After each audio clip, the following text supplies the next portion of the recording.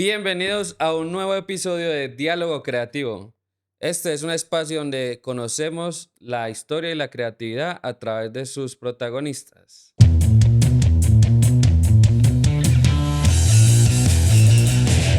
Hoy me acompaña un amigo y compañero de trabajo, se llama Oscar Cobo. Él es un filmmaker, videógrafo, cine, ha hecho varios videoclips musicales. Y digamos que su gran pasión en la vida es esto, ¿o estoy equivocado? No, está en todo lo correcto. Entonces, hoy quiero hacer un episodio distinto a los que han venido viendo en este podcast. Con Oscar quiero iniciar una nueva temporada y quiero contarles pues como que ustedes saben que mi contenido es cristiano en su mayoría, pues hago reels y otras cositas para la marca en la que trabajamos, pero el contenido que creamos en este canal es en su mayoría, contenido cristiano. ¿Y por qué hago esta claridad? Porque Oscar no es cristiano. Aún así está invitado hoy en este podcast. Y quiero que ustedes puedan como conocer una perspectiva del tema que vamos a tratar hoy junto con Oscar y del que vamos a tratar durante toda esta temporada. Y es ¿qué dice la sociedad o cuáles son las quejas de la sociedad con la iglesia? Porque como iglesia somos una entidad que a veces no representa de la manera más correcta ni adecuada a nuestro Señor Jesucristo. Si bien cada uno de ustedes puede decir, sí, yo sí lo represento bien y soy un fiel representante de Jesucristo en la tierra, probablemente como digamos, institución, a veces la gente está un poco peleada con nosotros. Y antes de eso, pues obviamente saludemos a Oscar, ¿cómo estás? A ver, cuénteme ¿Qué más, usted Manda? ¿Cómo estás? qué hay Pues, de su ¿cómo vida. te saludo yo sabiendo que estamos juntos desde por la mañana? Te saludo otra vez. Sí, sí, bueno, pero Oscar, yo creo que tú tienes una trayectoria en el medio audiovisual bastante envidiable para todos los que estamos como queriendo dar pasos en esto. Ujú. ¿Por qué te involucraste en los medios audiovisuales? Ha sido una pasión de toda la vida. Sí, mira que hace muchísimo tiempo, pues cuando estaba más pequeño y todo, siempre me gustó el tema como de plasmar las historias, de generar recuerdos. Me acuerdo mucho que en mi casa siempre habían álbumes de fotografía de toda la familia. Eso ya hoy en día casi no se ve pues por el tema de los celulares y todo esto. Pero por lo general en mi casa siempre habían álbumes. Desde que vos estaba chiquito le empezaron a sacar fotos a uno como Ajá. para marcar como todo ese proceso del crecimiento de cada uno de nuestros primitos. De mi mamá también habían, de mi papá. Me acuerdo tanto que en la casa habían cassettes de VHS Ajá. donde estaban las bodas de las tías, Eso los te debe ser matrimonios, también. sí, donde estaban los matrimonios y todo ese tipo de cosas. Desafortunadamente en mi casa como que nunca hubieron tantas reliquias en cuanto a cámaras como he visto que hay en algunas otras casas, pero sí por lo menos quedaban al menos los recuerdos que eran pues esos videos de, Sí, de los sí. matrimonios y todo ese tipo de cosas. Y siempre me causó pues mucha curiosidad poder plasmar como todos esos momentos para después en la ¿cómo se dice? Posteridad. En la posteridad, tenerlos pues ahí y revivirlos, ¿sí? Ya después de eso empecé sobre todo a hacer cositas ya más personales. De pronto cuando yo practicaba BMX, cuando hacía deporte, me gustaba mucho hacer como esos videos muy caseros de lo que hacíamos nosotros. Y pues yo era como el creativo en ese sentido, pues muy orgánico y todo, muy a lo mal hecho, por decirlo así, pero A era el lo que que me gustaba, saliera. sí, a lo que saliera y con los recursos que tenía. Yo nunca, en esa época, pues nunca llegué a tener una cámara profesional ni nada, mucho menos. A duras penas, cuando me gradué del colegio, vine a tener un celular así con cámara y todo, porque en mi época, pues cuando yo estaba en el colegio, estaban los BlackBerry. Yo nunca tuve BlackBerry, yo no tuve el PIN ni nada de esa vuelta. Pero ya cuando me gradué, el regalo como de mi papá de grado fue un celular. Y ese celular pues ya tenía cámara, que ya grababa video, todo ese tipo de cosas. Y ya con ese mismo celular fue que empecé a crear cositas. Y ahí de poquito a poco ya empezamos a hacer cosas un poquito más grandes y ya pues hoy en día estamos aquí. Pero hubo un momento como determinante que dijera, me voy a dedicar a esto y ya, o pasó algo. Pues mira que sí, porque es que la historia mía pues yo siempre le digo a mis amigos eso, digamos a mi hermano, a mis primos también les recalco mucho en eso, y es que yo vengo de una familia muy conservadora.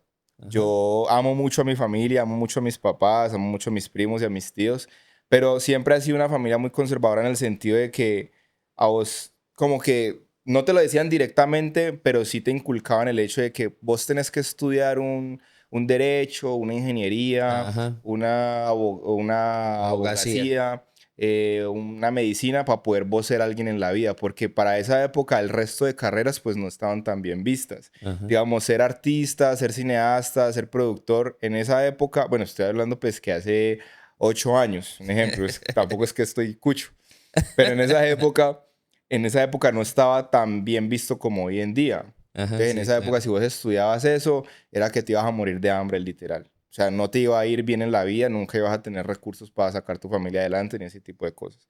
Entonces, a mí me metieron eso mucho en la cabeza. Yo desde sexto de bachillerato empecé a estudiar electrónica. En el colegio donde yo estudiaba era industrial. Y ya empezaban a uno a darle como ese tipo de guías y enfocándolo en esa exploración vocacional en cuanto para que cuando salieras ya a la carrera universitaria, Ajá. pues supieras qué querías estudiar. Yo estudié ingeniería electrónica, desde el colegio venía viendo telecomunicaciones, electrónica, y cuando entré a la universidad, pues yo dije, bueno, vamos a estudiar electrónica. ¿Por qué? Pues la presión también de la familia en ese sentido. A mí me dijeron, yo quería entrar a estudiar al SENA. Sí. No, pues por lo que la familia tan conservadora y todo esto que te digo, me dijeron, no, usted tiene que entrar a estudiar una carrera de una vez, que no sé qué. No tanto mis papás, sino mis primos y mis tíos. Entonces, mis papás se dejaron llevar por eso. Afortunadamente, tuve ese apoyo, no te voy a decir que no. Tuve ese apoyo de entrar a estudiar la carrera, pero a mitad de carrera, yo ya sabía desde el principio que yo no quería dedicarme a eso toda mi vida, porque no me veía el resto de mi vida cumpliendo como con esos requerimientos que exigía esa carrera ya en la parte laboral. Ajá. Entonces me retiré a mitad de carrera porque no sentía que estaba haciendo lo que realmente me gustaba. Además que hubo un punto crucial en la parte de la carrera y es que como yo ya traía muchas bases desde el colegio, yo literal salí del colegio como técnico en electrónica. Ajá. Cuando yo llegué a la universidad, pues yo ya tenía muchas bases Sí, sí. que no tenían los otros pelados que entraban pues a primer semestre y ese tipo de cosas. Entonces, como en segundo o tercer semestre que ya dejaba de ver una de las materias como las principales, pues esas que son básicas que ve todo el mundo, no recuerdo cómo se llaman, y empezamos a ver las materias de la carrera, pues eran cosas que yo ya sabía, que ya dominaba muy bien, Ajá. y yo soy una persona de que tengo que estar aprendiendo constantemente. Entonces, si vuelvo a ver algo que yo ya sabía, pues Ya, me claro. aburrí Ya lo demasiado pierde el rápido. profesor. Exacto. Entonces, ¿qué me ponían a hacer a mí? Un ejemplo, a hacer de monitor. Ajá. Entonces ponían, no sé, el proyecto de este semestre iba a ser hacer una fuente de 12 voltios, no sé qué. Entonces a mí me tocaba hacer era de monitor. Qué pereza. Entonces yo no podía participar en los grupos, yo no tenía que hacer nada, sino que yo tenía que estar ayudándole a los demás chicos. Bueno, no solamente yo, porque éramos varios que éramos así, y ayudarles como a los otros pelados que no sabían. Y yo como que, bueno, pues entonces yo me sentía era estancado, porque Claro. no estaba aprendiendo nada nuevo, si me hago entender. Entonces, esa también fue una de las razones por las cuales abandoné la carrera y dije, no, yo quiero explotar como más esa creatividad que yo tengo en otro ámbito. Y hablé muy bien con mis papás, tomé la decisión, les dije yo a ellos, no es que yo vaya a dejar la carrera por dedicarme a la vagancia, ni es que me quiero, yo nunca he sido una persona como de vicios, ni nada de ese tipo de cosas, como del trago, ni de la rumba. Yo salgo de vez en cuando, pero pues muy rara vez.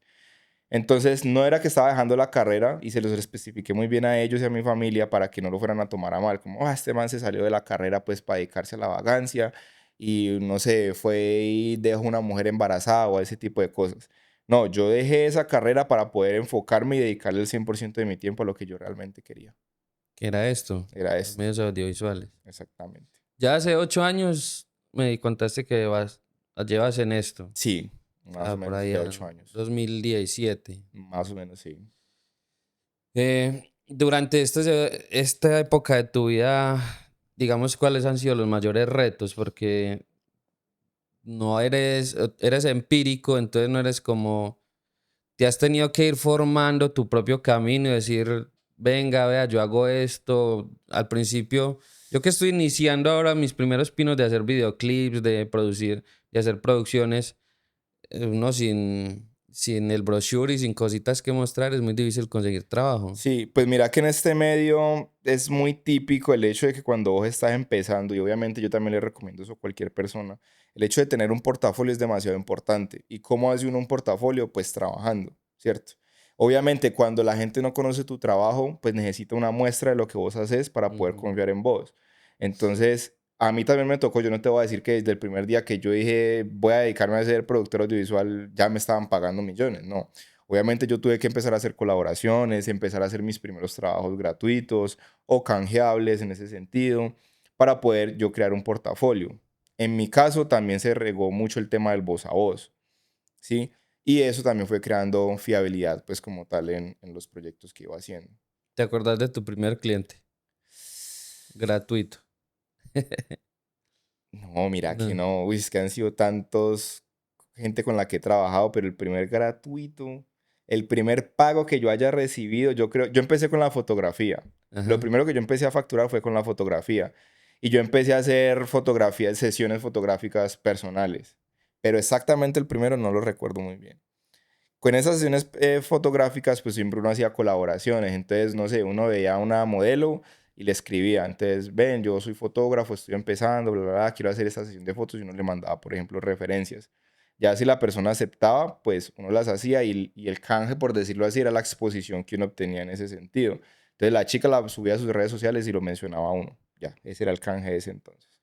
Ya más adelante entendí por cierta persona que me dio un consejo en esa época cuando empecé a trabajar con negocios, cuando empecé a hacer esas fotos, esas sesiones de fotos pequeñas, y una persona llegó y me dijo, si usted quiere hacer plata con esto, usted tiene que apuntarle a la gente que tiene plata.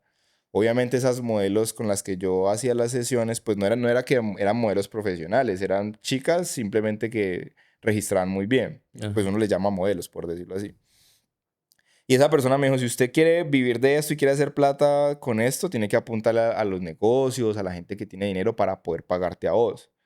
Entonces yo dejé de enfocarme tanto como en ese nicho que yo estaba haciendo y empecé a apuntarle un ejemplo a los restaurantes, a los negocios, a los odontólogos, ese tipo de contenido.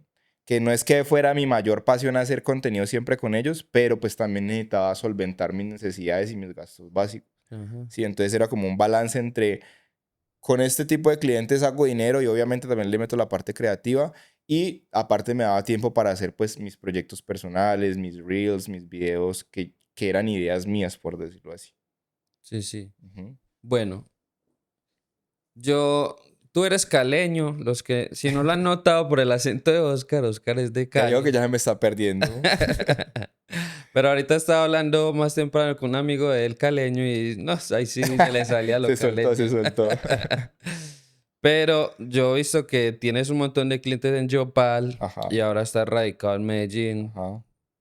¿Será que la vida de los fotógrafos, productores es tan movida? Pues mira que en ese sentido, yo te podría contar que en mi caso, no me gusta quedarme mucho tiempo en un solo lugar. Yo soy una persona que se aburre, por lo mismo que me pasó con la carrera, me aburro muy rápido con muchas cosas. Entonces siempre tengo que estar cambiando de lugar, como que me acostumbro muy fácil a todo y luego se me vuelve como una cárcel, por decirlo así, creativa, en ese sentido. Yo he estado viajando mucho por el país, he hecho trabajos en muchas ciudades y afortunadamente pues mi trabajo me permite moverme, ¿sí? Porque pues mis equipos yo me los puedo echar en una maleta y me llevo mi computador y puedo trabajar desde cualquier parte, ¿sí? Pero obviamente uno tiene que estar radicado en algún lugar. Yo llegué a Yopal porque tengo familia allá. Mi familia es netamente del Valle, pero mis papás también en una época se fueron a vivir a Yopal Casanare por temas de trabajo. Ajá. Luego llegué yo allá, allá hice un muy buen portafolio, yo leo muchísimo a Yopal, a muchos clientes de allá porque han creído en mi trabajo y todo. Allá prácticamente fue donde terminé de forjar como esta profesión que tengo. Y ya estaba ahorita mismo en un punto, bueno, el año pasado estaba en un punto en el cual necesitaba crecer un poco más. No te voy a decir que yo me salí de Yopal porque estuviera mal. La gente me pregunta, bueno, pero ¿y usted por qué se fue de Yopal? Y yo no, yo estaba bien en Yopal, económicamente estaba muy bien, tenía mucha estabilidad y todo, pero ya me sentía en una zona de confort demasiado grande. Ok. ¿Sí? Entonces necesitaba empezar a hacer proyectos un poco más ambiciosos, buscar clientes diferentes, trabajar con artistas más grandes, ese tipo de cosas. Y si yo no salía de allá, de esa ciudad donde ya estaba, que prácticamente yo ya no tenía que salir a buscar clientes porque ya la gente me conocía, entonces yo tenía que venir a incomodarme para poder crecer. Y Claro. llevo un mes y medio, ya voy para 2 meses aquí en Medellín y afortunadamente han salido cosas muy chéveres. ¿Sí? Entonces fue Bueno, incomodarme para poder crecer. claro. Yo creo que uno como creador de contenido, productor audiovisual, tiene que tener como esa mentalidad de que darse cuenta de su situación y saber qué le hace falta para crecer. Creo que usted la tiene muy clara en ese tema. Eh, no sé si hayas tenido desafíos en tema de producción que vos has dicho, pucha, ¿cómo resuelvo esto durante la producción? Siempre, en todas las Siempre. producciones. No sé si tú vos te diste cuenta ahorita que estaba hablando con mi parcero. Ajá. Uno como creativo, por lo general, se le ocurren muchísimas ideas todo el tiempo. Y a mí me pasa mucho que cuando estoy haciendo propuestas o cuando estoy haciendo approach y todo ese tipo de cosas, se me ocurren demasiadas ideas, pero son muy rápidas, muy, muy rápidas. Y todo eso me toca a mí plasmarlo para poder tenerlo claro. ¿Por qué? Porque si no se vuelven ideas fugaces y al ratico pues ya no me voy a acordar cómo era que me la estaba imaginando.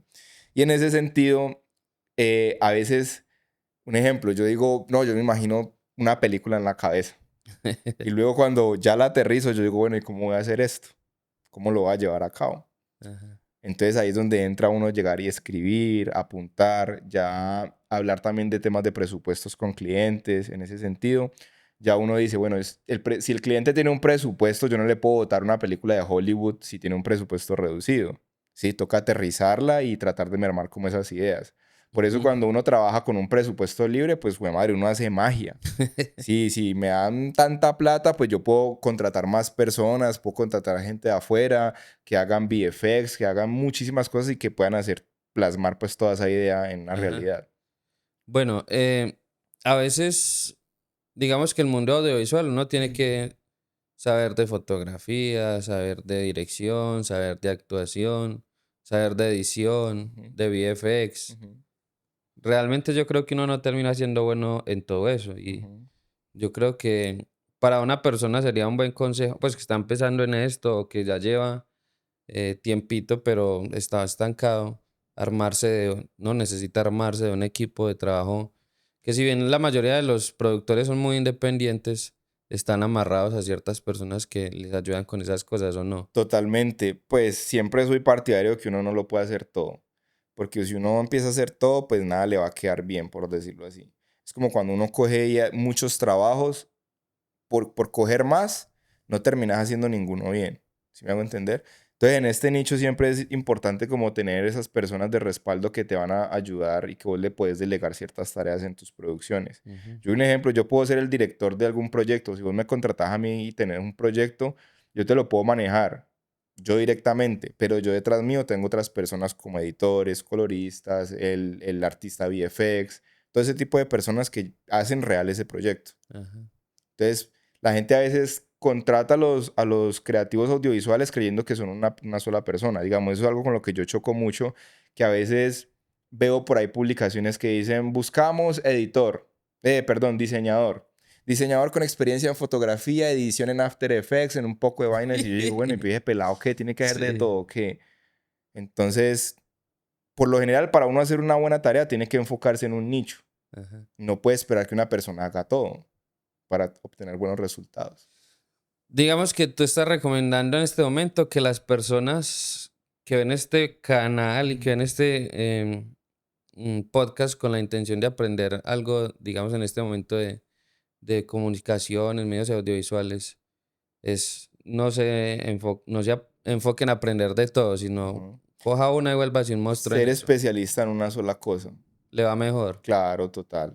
Listo, listo. Yo te puedo decir que en este momento yo hago muchas cosas, pero yo detrás mío también tengo otras personas que hacen cosas muy puntuales. Un ejemplo, porque es que pueden haber proyectos que tienen un presupuesto muy pequeño. Ajá. Y yo ese presupuesto no te puedo decir a vos, bueno, yo te voy a hacer este cortometraje con ese presupuesto chiquito porque es que yo también tengo que pagar a las otras personas. ¿Sí? Sí, sí, sí. Entonces, Dependiendo, si es un presupuesto muy pequeño, pues y tengo el tiempo, yo lo puedo hacer solo. Pero pues obviamente los resultados van a ser muy diferentes que cuando hay un presupuesto grande para pagarle a otras personas. ¿Ves? Exacto. Bueno, Oscar, yo, la mayoría de mi público en este momento, esos 805 que son Ya casi los a 1000. la grabación de este, sí, ya casi monetizamos este canal, a independizarse. Sí. Pero la mayoría de este público entiende que yo les traigo una reflexión puntual en cada podcast. La de este día es muy curiosa para la mayoría de ellos y es porque la gente hoy en día entiende y acepta que hay Dios, que hay un ser superior y que está al tanto de todo lo que vivimos, pero que no quiere ir a una iglesia, no se ve representado a veces por la gente que va a las iglesias. Yo sé, y ahorita estábamos hablando de esto, pero yo quiero que les cuentes a la gente tu percepción de esto. De- yo, no, yo sé que tú no eres cristiano, probablemente mi fe choque contigo en algunas ocasiones, pero ¿cuál es tu perspectiva del Pues mira cristianismo? que te equivocas totalmente porque en lo poco que hemos podido compartir, poco y mucho, porque ya prácticamente nos la permanecemos todo el día acá en la oficina, yo te he escuchado hablar y todo, y mira que esos pensamientos tuyos y esos comentarios que vos haces no me han chocado para nada. Yo te tengo que decir que yo respeto mucho siempre la percepción de la gente, los puntos de vista de la gente, sus creencias y todo eso. Por más de que yo te diga a vos, yo no soy cristiano, no quiere decir que los cristianos para mí sean malos, ¿sí? Ujú. Es más bien la gente cómo actúa en base a ese tipo de cosas. ¿Por qué? Porque es que hay Exacto. gente que dice que es muy devota y que se da golpes de pecho y que para ellos todo lo que las personas no siguen su religión, para ellos es Exacto. malo, pero vos los vas y los ves en la calle y son malas personas, tratan mal a las otras personas, son irrespetuosos, entonces eso no tiene ningún sentido, por decirlo así. Yo, mira que mi familia es muy católica, demasiado católica, todos son católicos. Mi Sí. mamá es muy católica, mi mamá, yo te puedo decir, yo al día de hoy todavía, por respeto a mi mamá, le sigo diciendo mamá, en nombre de Dios, cuando llego, cuando salgo, pues cuando voy la visito, a mi papá también, pero eso son cosas que nos dejaron de crianza. Ajá. Con todas mis tías, con mis tíos, con mis abuelos, siempre uno les pide la bendición y ese tipo de cosas. Y uno siempre trata de respetar ese tipo de vainas, ¿cierto? Mm, yo hace mucho tiempo no voy a la iglesia. No sé, yo creo que por lo mismo, porque me parece como ciertamente hipócrita que vos ves un domingo la gente, toda la gente metida en la iglesia católica. Pero cuando salen de la iglesia son borrachos, son groseros, son patanes y ese tipo de vainas. Ajá. Y me pasó con ciertas personas cercanas también, que en este caso eran cristianos y eran cristianos muy devotos. Y una vez me invitaron a una iglesia, a un culto. Yo pues muy respetuosamente fui, porque ya había ido anteriormente varias veces, pero esa vez que me invitaron fui. Me pareció muy chévere la La dinámica, que es liturgia. muy diferente a una iglesia católica, por decirlo así, Ajá. como se desarrolla pues como tal todo el culto. Me pareció muy chévere, un poco más sobrio, más relajado, por decirlo así. Pero mm, podía ver las personas como cuando cantaban y alababan y toda la vaina muy eufóricas, muy contentas, pero luego cuando salían del culto eran muy diferentes, Ok. como actuaban con sus nietos, con sus sobrinos, que de pronto la paciencia no les daba, de pronto podría haber sido ese tipo de cosas, y ya eran un poco groseros con eso, sin tratar de educar a la gente con el ejemplo, o a los Exacto. niños más que todo, ¿cierto? Otra cosa que no me gusta es el tema de las prohibiciones, de que quieran implantarle un pensamiento a uno en base a las prohibiciones. Ok. Entonces, digamos un ejemplo. em, y bueno, no sé, yo respeto mucho esto para la gente que lo cree. Hable usted lo que Sí, sí, sienta sí. que Pero precisamente este voy en el capítulo es sentido para de eso. que, un ejemplo, yo tenía una novia en esa época. Ajá. Y la persona que estaba en esa iglesia me decía, a mí no, es que yo no puedo tener novia, que si yo voy a tener novia me tengo que casar ya con ella. Y yo, jue madre, ¿cómo así? Y yo, pero porque yo no puedo tener Ok. novia. Yo considero de que uno, para llegar a algo en la vida, pues uno tiene que explorar. Yo no me puedo casar con la primera persona que me novié sin saber si esa persona realmente va a ser el complemento mío para toda la vida. Sí, ¿Sí? sí, sí. Entonces, ese tipo de cosas también como que no me gustaban, como que, con eso chocaba mucho con ese tipo de prohibiciones. Ok, bueno. Sin duda, yo creo que muchos de los cristianos lo han aceptado y a veces sin que les den ninguna razón, es simplemente para que usted tenga novia se tiene que casar y muchos dicen, Pero eso, sí pero señor, vení, listo, despejame todo esa bien. duda, eso porque, en qué parte de Mira que la... eso, sin meterme como en problemas teológicos, Ajá. es algo muy de las iglesias, de cada iglesia, o sea, de cada sitio físico. Porque al menos yo soy hijo de pastor Ujú, y yo tuve varias novias antes de casarme. ujú, Digamos que pasé por lo que tú dijiste y es que yo tuve que explorar y darme cuenta de muchas cosas antes de. Digamos que fui rebelde en ese entonces para lo que es la iglesia, lo que se enseña en la iglesia.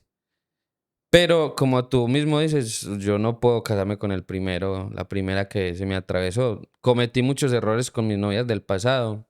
Es más, con mi esposa sigo cometiendo errores. ujú. Pero cuando yo conocí a mi esposa fue algo muy distinto. O sea, ya me sentía maduro, preparado, listo para dar el paso. Pero el tema, hablando ya de lo de las prohibiciones, yo creo que ha sido un tema de interpretación cultural. Ujú. Nosotros como cristianos nos creamos, pues los que ya estamos un poquito más adultos, nos criamos con una iglesia que había aceptado la cultura judía como propio y no habíamos como hecho el paralelo entre la cultura que habla la Biblia de los judíos israelitas y lo que es un cristiano colombiano que vive bajo unas culturas sumamente distintas. Ujú. Yo creo que muchas de esas prohibiciones que a veces le chocan al colombiano como tal van en torno a eso, de Sí, que también influyen muchas cosas culturales ahí. exacto, entonces nosotros no le hemos sabido dar el manejo y la interpretación. Ujú, En mi iglesia, por ejemplo, hablar en lenguas es un asunto muy distinto a hablar en lenguas en otras iglesias. ujú. No sé si te ha tocado o has visto alguna iglesia que hable en No, lenguas humanas y angelicales. no. Hay iglesias Pues, así. ve, discúlpame la ignorancia, pero digamos, cuando uno era chiquito, uno decía, le escuchaba que decía, no, es que está hablando en lenguas, y era que, digamos, le había metido un demonio o algo así. Es bueno. ¿Es Por ahí eso? va el asunto, pero más que demonio es que la Biblia habla de que cuando el Espíritu Santo llegó en un episodio de la Biblia, llegó sobre las personas, empezaron a hablar en lenguas. Ujú, Es decir, Pedro era un man judío que hablaba su idioma y de repente empezó a hablar en francés o en otro idioma, en cualquier idioma que hubiese ahí, y las personas de esa región decían, ve si este judío porque está hablando en mi idioma. ok. Entonces, eso se malinterpretó de cierta manera, ¿cierto? Eso para muchas iglesias va a ser un choque, pero se malinterpretó y entonces ya la gente decía que para recibir el Espíritu Santo usted tenía que hablar lenguas. El problema es que la mayoría de esas personas hablan lenguas que no entienden nadie, ni ellos mismos. Ok, Entonces ahí entró un poquito de la malinterpretación. ok. Volvamos al tema de las prohibiciones, que yo creo que a mucha gente tiene esa pelea con la iglesia, Ujú, de que no, es que usted no puede tomar, usted no puede fumar, usted no ujú, puede no sé qué, porque la Biblia lo dice, ujú. ¿cierto?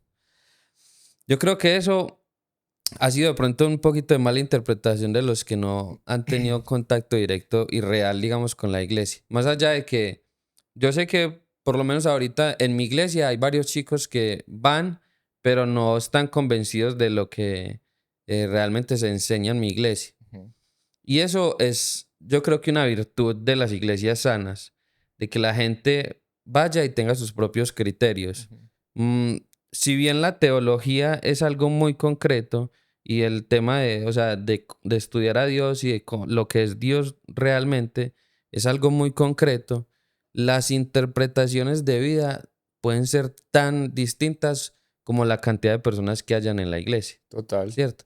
¿Por qué? Porque yo realmente, mi estilo de vida es sumamente distinto a cada joven que hay en mi iglesia. Ujú, Y eso de qué depende de mi edad, de la forma en que me educaron, ujú, de las circunstancias de vida que he tenido, de la cantidad de novias que he tenido, de la cantidad de amigos que me rodean, ujú. porque yo soy la suma de toda esa gente. Total. Y entonces yo he descubierto que las prohibiciones me las pongo yo mismo, por ejemplo. Yo porque no bebo, no salgo a rumbear, no porque la Biblia diga, usted no, los borrachos no entran al cielo. Ujú.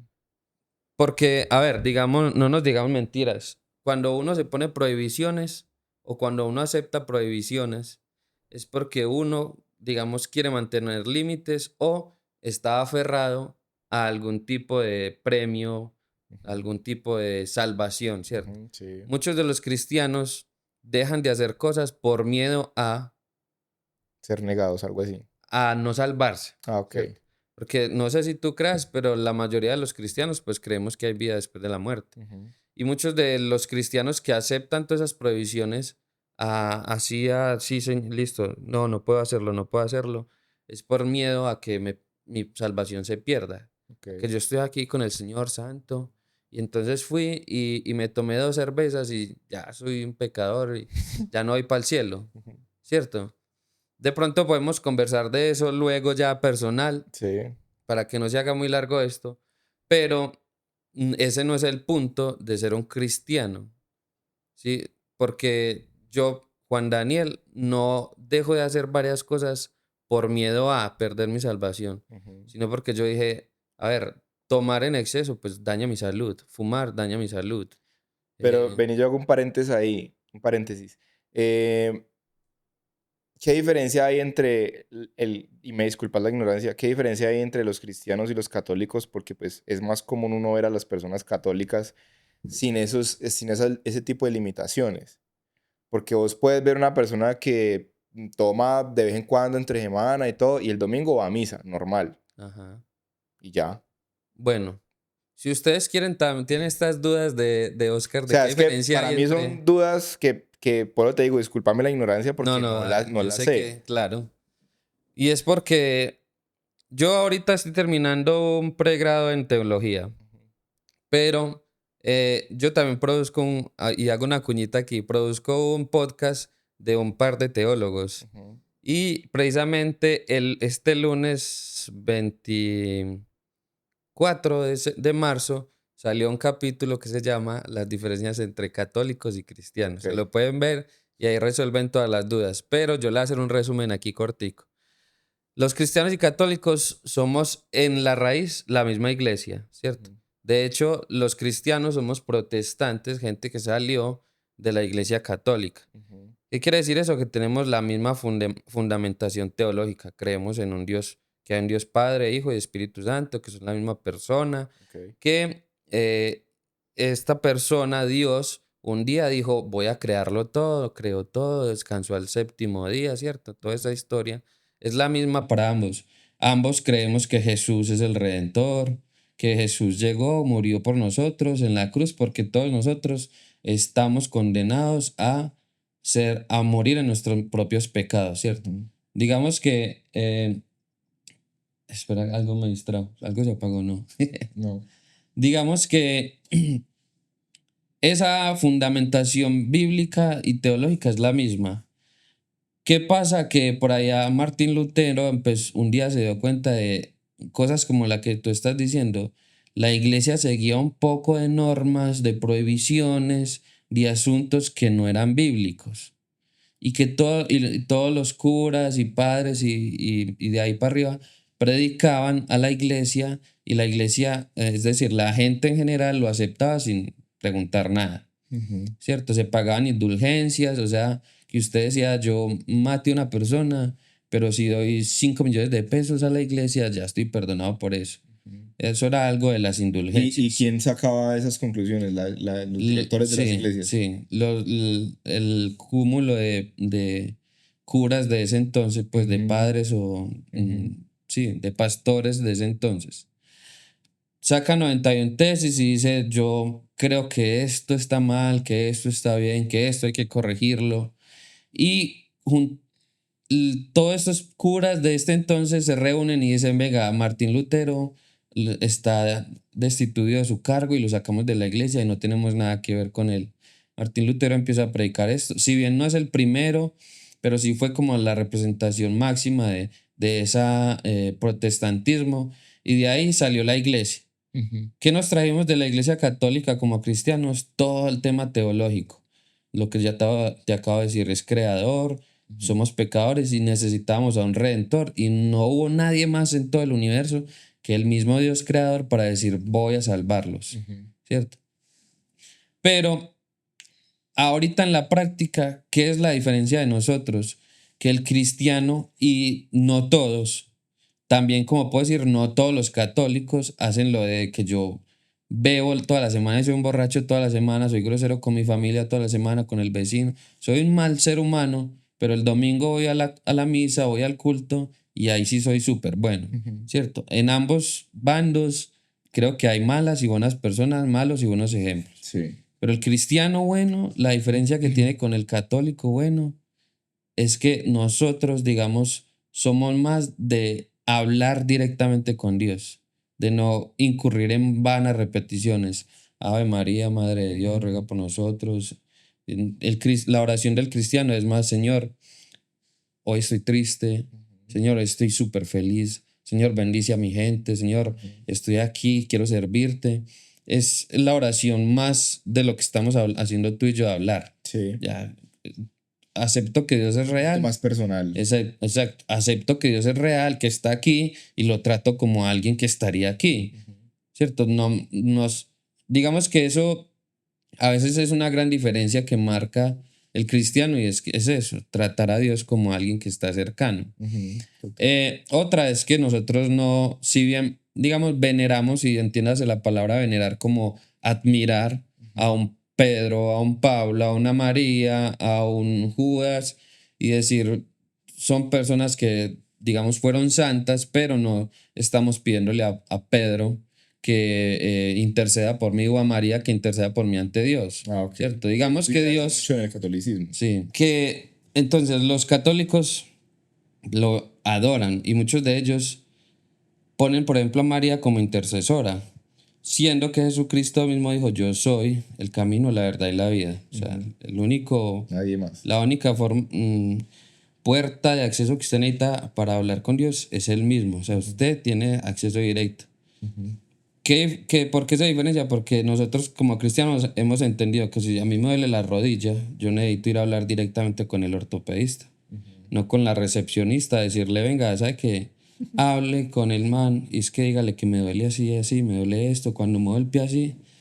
Entonces ya ella va y le cuenta otro cuento. No, nosotros hemos dicho, pues yo tengo acceso y Jesucristo vino a eso mismo a decirnos, ustedes tienen acceso a mí directamente. Entonces es una diferencia de creencia que termina siendo solo eso, creencia, porque un católico devoto que use, digamos, ese concepto de usar a María como intercesora, probablemente Dios también esté escuchándola a ella o a él. Pero nosotros hemos entendido, y es una diferencia de creencia bastante marcada, de que Jesús es nuestro amigo y con él tenemos acceso directo a nuestras necesidades, nuestros deseos y nuestras pendejadas que a veces tenemos como seres humanos, ¿sí o qué? Sí. Bueno. Mira que hago paréntesis ahí.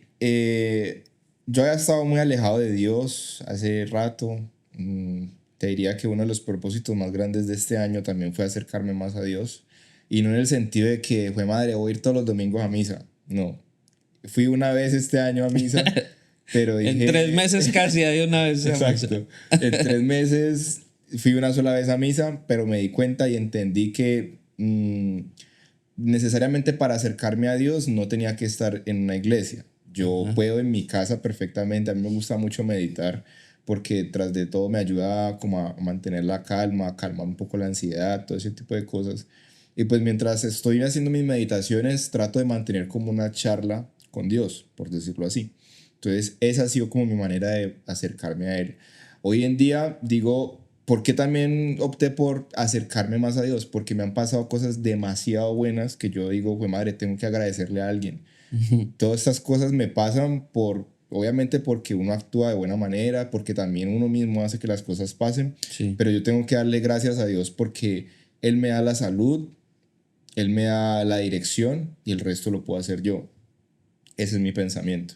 Bueno, Sí. Oscar, tú dejaste de ir a una iglesia católica, pues porque tu familia es católica. ¿Por qué razón? Pues mira que no podría decirte algo muy puntual de por qué dejé ir a la iglesia, Pero yo creería que una de las cosas es lo que te decía yo ahorita, que no me gustaba esa hipocresía que había entre la gente que iba y se daba golpes de pecho un fin de semana, un domingo, y luego actuaba de una manera diferente. Me parecía muy doble moral ese tipo de cosas. Entonces pues yo decía, pues ¿para qué van a misa si en la calle son una mierda, por decirlo así? Ajá.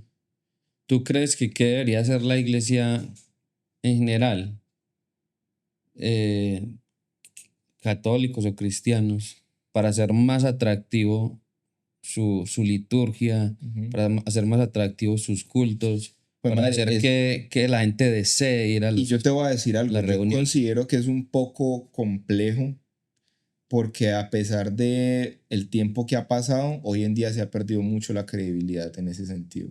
Considero yo, no sé, es mi punto de vista. Considero que se ha perdido mucho la credibilidad en las iglesias por todo lo que se ha visto, por todo lo que ha pasado, las cosas malas que se han visto, que obviamente no es bueno generalizar, porque Ajá. yo sé que no son todos, no todas las personas actúan de esa manera, no todos los cristianos van a la iglesia y en la calle son malas personas, no, hay personas que son verdaderamente devotas y que son muy buenas personas en la calle. Pero yo diría que al día de hoy es muy complicado como establecer como una mejor imagen. Hay mucha gente que todavía tiene su respeto por las iglesias y por las religiones y todo, pero desde mi punto de vista es complejo como generar otra vez esa confianza en esas cosas. Ok. Bueno, gracias Oscar por compartir este espacio y este rato con nosotros. Ha sido muy provechoso. A ustedes les digo que con las palabras que termina Oscar, que es que la iglesia en general como institución ha perdido mucha credibilidad y es algo para pensar y actuar. Eh, yo creo que una de las grandes reflexiones que hemos tenido como iglesia cristiana es que uno tiene que predicar y después hablar. Y esto, para un buen entendedor, pues no necesita más palabras, pero se los va a desglosar y es el hecho de que usted tiene que dar buen ejemplo, ser buen vecino, ser buena persona, ser una persona acertada con sus palabras hacia la gente que lo rodea y con sus acciones en general. Si usted trabaja para una empresa, sea una persona que se destaque, que haga las cosas bien, que esté preocupado por mejorar. Si está estudiando, sea el mejor en su clase, parce. Evítese problemas con sus papás para que no lo estén cascando por ahí o pierda privilegios, sea un buen estudiante. Eso también es ser buen cristiano, ser buen vecino, ser buen hermano, ser buen trabajador y buen estudiante, es ser buen cristiano.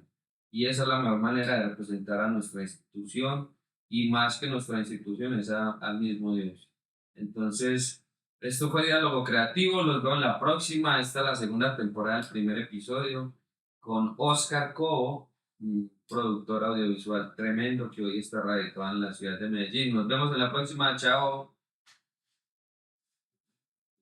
Vamos a volver a hacer otro más largo. Me quedé